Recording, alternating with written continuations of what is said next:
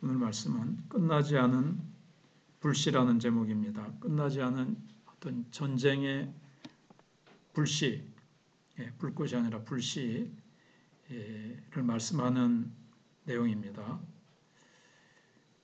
오늘 말씀은 지난주 수요일날 다윗이 이제 사울과 요나단 그리고 그 아들들의 전사 소식을 듣고 그 전사 소식을 전해준 아말렉 청년을 이렇게 죽이는 그런 내용을 우리가 이제 생각을 해봤습니다. 이제 사울과 사울의 자녀들이 죽으니까 이제 다윗의 그 고통스러운 고난의 길은 이제 끝이 나고 이제는 모든 문제가 해결되고 평탄한 길이 예고되어 있는 듯 했지만 마지막 남은 불씨가 되살아나는 이야기를 오늘 본문에서 기록하고 있습니다. 지난주에는 헤브론을 중심으로 다윗이 유다 왕으로 등극한 장면에 대해서 살펴보았습니다. 아직까지는 이스라엘 전체가 아니고 유다 왕으로 등극을 한 거예요.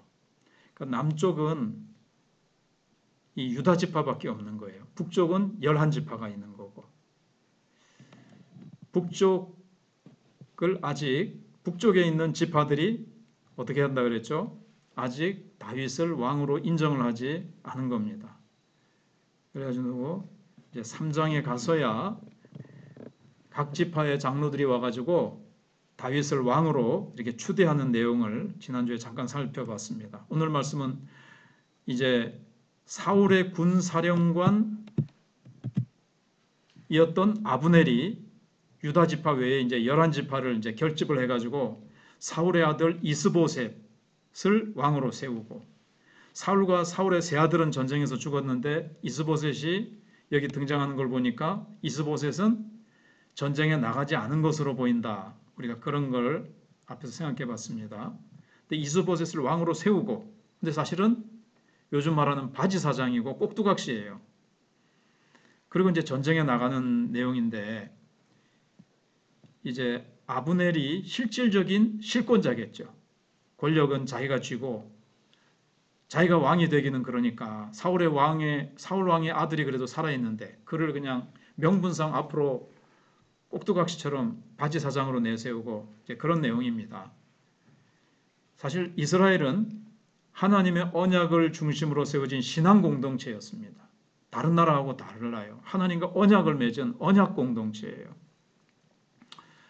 이 공동체에 분쟁이 발생을 한 겁니다. 지금 참 가슴 아픈 일이고 하나님의 언약 공동체에서는 있어서는 안 되는 일이 지금 발생을 한 거죠. 그래서 오늘 이 사건을 통해서 하나님의 섭리에 순종하느냐 그렇지 못하느냐에 따라서 삶의 결과가 달라진다는 것을 보게 됩니다. 하나님의 섭리는 뭡니까? 다윗 지파, 다윗을 통해서 하나님께서 나라를 세우시려고 하는 거예요. 사울은 하나님 버리셨어요. 그러니까 사울을 중심으로 나라를 세우려고 했던 아브넬이 건립하려고 했던 이거는 뭐겠습니까? 이건 이제 인간적인 노력으로 인간의 힘으로 세우려고 하는 거죠. 그러니까는 결국은 패하게 됩니다. 오늘도 이렇게 패하는 장면이 나오죠. 이제 뒤에 갈수록 이제 사울의 집안은 완전히 점점 쇠해가지고 사라지게 됩니다. 어느 편에 서느냐를 잘 봐야 돼요. 하나님의 언약이 어디에 있느냐. 하나님의 언약을 붙들고 나가야 되는 거죠. 자, 그래서 8절에서 11절까지가 이스보셋을 왕으로 세운 11지파가 나옵니다. 그래서 사울의 군대 장관이었던 아브넬이 이스보셋을 데리고 마하나임으로 가서 이스라엘의 왕으로 삼았다 그랬습니다. 8절에서 11절. 이런 사건의 주어가 아브넬로 기록된 점으로 봐서 이 일을 주도한 사람이 이스보셋이 아니고 아브넬이라는 것을 알 수 있죠. 아브넬은 사울의 군사령관으로 전쟁에 많이 참여를 해서 아주 백전노장의 아주 그 노련한 장군이었습니다. 그러니까 산전수전, 공중전 뭐 다 겪어본 거죠. 옛날에는 뭐 공중전은 없었겠습니다만 아무튼 사울이 죽은 후에 이스라엘을 장악한 실권자였어요. 그래가지고 통치의 중심에는 아브넬이 서 있고 이스보셋은 꼭두각시라고 말씀을 드렸습니다. 그래서 유다와 달리 북이스라엘은 하나님의 뜻에 의해서 세워진 나라가 아니고 자기들의 뜻과 의지에 따라서 세워진 비정상적인 국가였습니다. 그래서 이런 사실에 대해서 성경은 이스보셋이 40세에 왕이 되었고 다스린 지 2년이 되었다 이렇게 되어 있습니다. 재밌는 거는 다윗이 몇 세에 왕이 됐다 그랬죠? 40. 그리고 40년 동안 다스리고 솔로몬도 40세 왕이 돼서 40년 다스리고 그런데 이스보셋은 40년 다스린 건 아니고 그냥 왕이 되어 다스린 지 2년이 되었다 그랬습니다. 그리고 다윗은 유다를 다스린 지 7년 6개월이 되었다 이렇게 기록을 하고 있습니다. 다윗이 유다를 다스린 지가 첫 번째 지난 수요일 날 사무엘하 계관을 살펴볼 때 그때 기록하고 갔죠. 그때 그 다스린 기간 7년 6개월을 다스립니다. 그리고 뭐 크게 보면 33년은 이제 통일이 돼가지고 통일 이스라엘을 다윗이 33년 다스리고 여기는 7년 6개월 정확히 7년 6개월이면 7년이라고 보고 7년을 유다 왕으로 33년은 통일 이스라엘을 다스려서 40년 이제 다스린 겁니다. 그 다음에 이제 12절부터 23절까지는 유다하고 이제 이스라엘 그 아브넬의 군대하고 요압의 군대하고 이제 전투가 벌어지는 장면이 나옵니다. 그 장소가 기본에서 전투가 벌어졌다 그랬습니다. 아마 전쟁의 이유는 추측하기를 거기에 기브온 못이 나오죠. 기브온 못을 서로 차지하기 위해서 싸운 것 같아요. 거기는 물이 귀하니까요. 13절의 말씀을 보시면 수르의 아들 요압과 다윗의 신복들도 나와 기브온 못가에서 그들을 만나 함께 앉으니 이 못은 이는 못 이쪽이요 그는 못 이쪽이라. 기브온 못을 중심으로 해가지고 이쪽에는 요압 장군의 군사들이 있고 이쪽에는 아브넬의 군사들이 있는 거예요. 그래가지고 이제 양쪽에서 한번 이게 뭐 실제로는 전쟁인데 장난 비슷하게 대표적인 이제 그 장수를 보내서 싸우게 하자 이렇게 승부를 결정하자고 이제 제안합니다. 서로 우리 다 같이 싸울 필요 없이 12명씩 대표 내보내라. 뭐 축구 선수 숫자하고 같은데 12명씩 뽑아가지고 이제 싸우게 한 거예요. 그래서 거기 헬가 핫수림이라는 지명이 나오는데 날카로운 칼의 밭이라는 뜻입니다. 여기서 이렇게 전투를 벌이고 피 비린내 나는 싸움을 해서 그런 이름이 붙여졌는 것 같습니다. 그래서 아브넬의 군사들이 다윗의 군사들에게 패하고 맙니다. 근데 이때 스루아의 세 아들 중에 아사헬이라고 있어요. 이 아사헬이 아브넬을 쫓아가는 겁니다. 아브넬이 북쪽입니까? 남쪽입니까? 지금 잘 북쪽이죠. 아브넬. 이스보셋을 꼭두각시로 내세워가지고 자기가 실권을 잡은 사람이 아브넬이라고 했잖아요. 그러니까 북쪽의 군대 장관을 이제 아사헬이 쫓아가는데 아사헬은 뭘 잘한다고요? 달리기. 볼트처럼 잘 달리는가 봐요. 볼트. 은퇴했지만. 뭐 자기 달리기가 워낙 들로로 같이 빠르다고 이제 성경에 되어 있는데 아브넬은 이제 막 쫓아가니까 아브넬이 쫓아오지 마라. 근데 막 뒤에 쫓아오는데 창을 뒤로 해가지고 창 끝을 뒤에다가 딱 갖다 대면은 쫓아오다가 배가 팍 찔리겠죠. 그걸 계산하고 쫓아오지 마라. 내가 너를 땅에 쓰러뜨릴 이유가 뭐가 있느냐? 그럼 내가 너희 형을 무슨 낯으로 보느냐? 나 너 죽이기 싫으니까 쫓아오지 말라고 자꾸 경고를 하는데 아사헬은 자기의 빠른 것만 믿고 그 말을 안 듣고 경고 무시하고 계속 쫓아가다가 그냥 창을 딱 갖다 대니까 달려오던 힘에 의해서 팍 찔려서 이제 죽고 맙니다. 그래서 아사헬은 들로로 같이 빠르다가 기록을 하고 있는데 자기 장점 때문에 처참한 죽음의 원인이 된 걸 보게 됩니다. 여러분, 우리도 장점이 단점이 될 수가 있어요. 그건 이제 조심해야 돼요. 우리가 단점만 두고 주님 나 이거 약합니다. 그거는 오히려 그걸 주님께 맡기고 주님 의지하기 때문에 주님이 그 부분에 역사하셔서 오히려 단점 때문에 내 약점 때문에 하나님이 더 역사하게 되는 부분이 있잖아요. 그래서 바울이 이 육체의 가시를 제해달라 할 때 내 은혜가 내게 족하도다. 네가 약한 데서 네가 강하여짐이라. 그렇게 주님이 말씀하시잖아요. 그런데 장점은 그거 믿다가 그게 오히려 약점이 될 수가 있어요. 그래서 우리는 약점을 두고만 기도하는 것이 아니라 장점을 두고도 기도하셔야 돼요. 이거 뭐 장점은 뭐 내가 잘하니까. 그럼 내가 눈 감고도 하지. 그렇게 하면 안 되고, 어떻게 보면 장점을 두고 다 주님 앞에 기도해야 됩니다.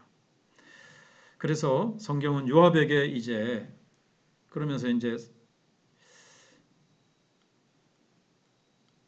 오늘 성경에 보시면 이제 서서히 요압에게 초점을 싹 맞춥니다. 오늘. 그는 이제 요압은 다윗 왕국을 세우는데 1등 공신을 한 사람이라서 그래요.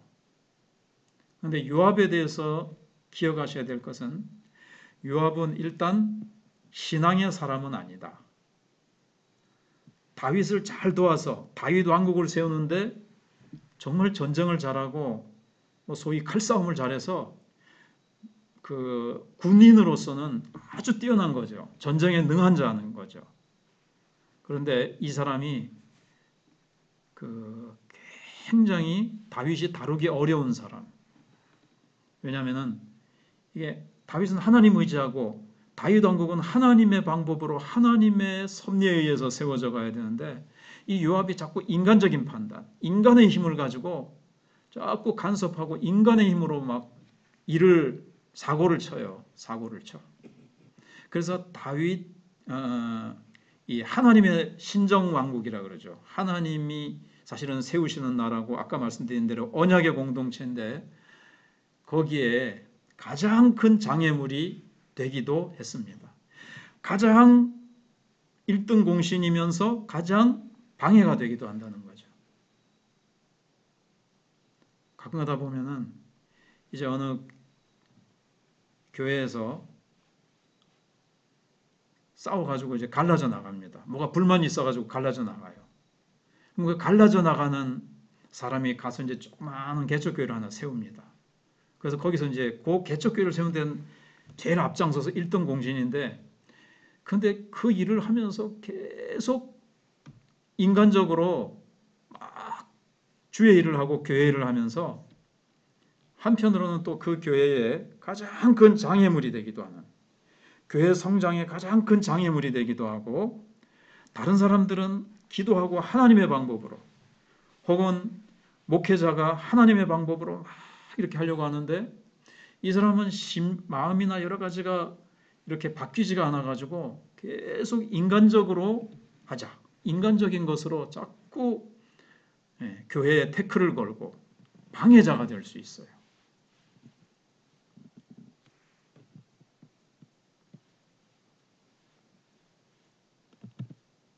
자, 그 다음에 이제 세 번째 전쟁의 결과입니다.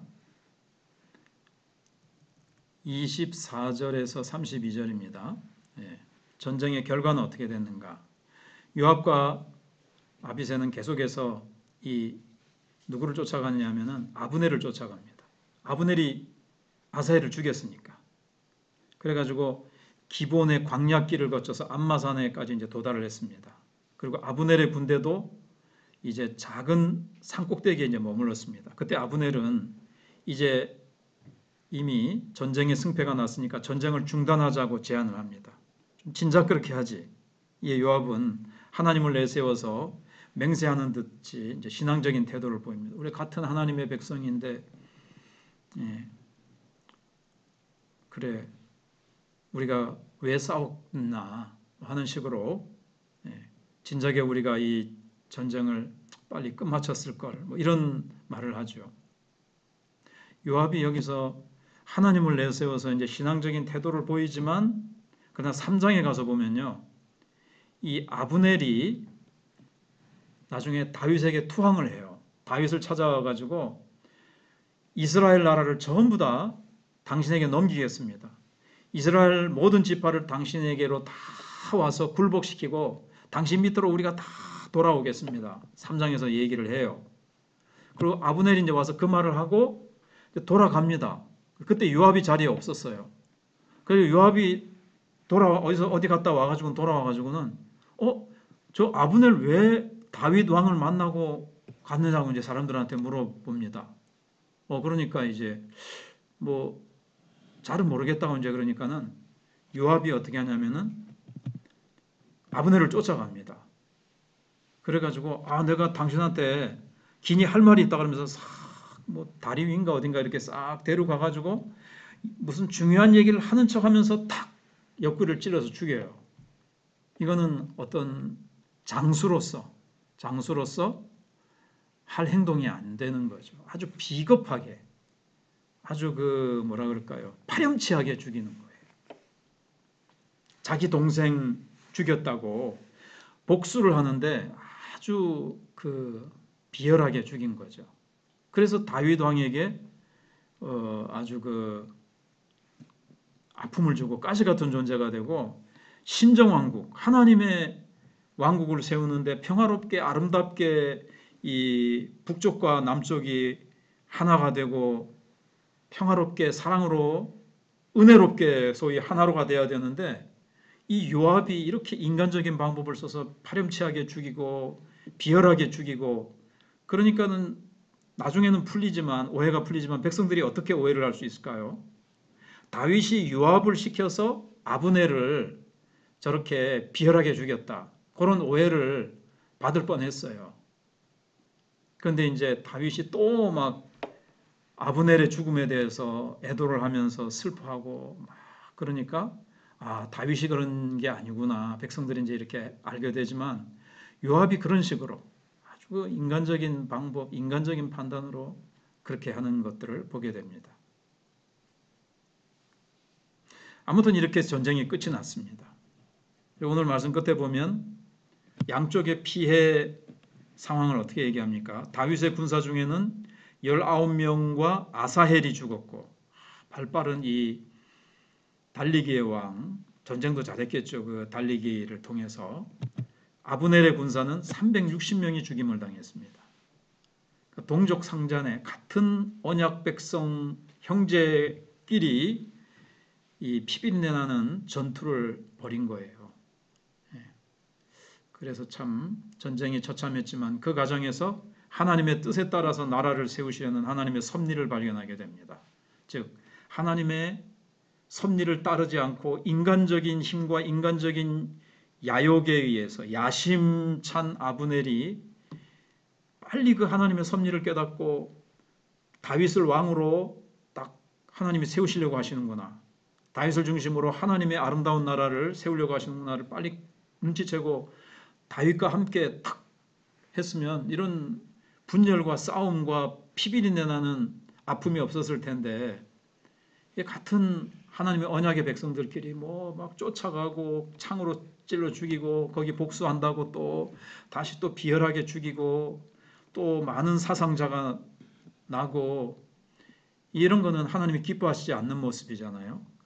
그런데 이 가운데서도 하나님은 하나님의 섭리를 따르지 아니하는 인간적인 방법으로 서려고 하는 사람들, 이런 사람들은 결코 설 수 없다는 것을 하나님이 보여주시고 하나님을 의지하고 하나님의 언약을 붙들고 하나님을 의지하고 하나님의 섭리에 순종하는 자들에게는 하나님께서 함께 하시고 나라를 세워가시는 그런 것들을 우리가 보게 됩니다. 우리의 삶에 하나씩 적용해 보시면 내가 그때 하나님의 섭리가 어디에 있느냐 그쪽을 잘 보고 영적인 눈치가 빠르게 영적인 주파수가 영적인 안테나가 딱 빠르게 예민하게 딱 돼 있어가지고 그쪽을 붙잡고 그쪽을 따라서 가야 되는 거예요. 그쪽이 어두워져 있으면 자꾸 인간적인 생각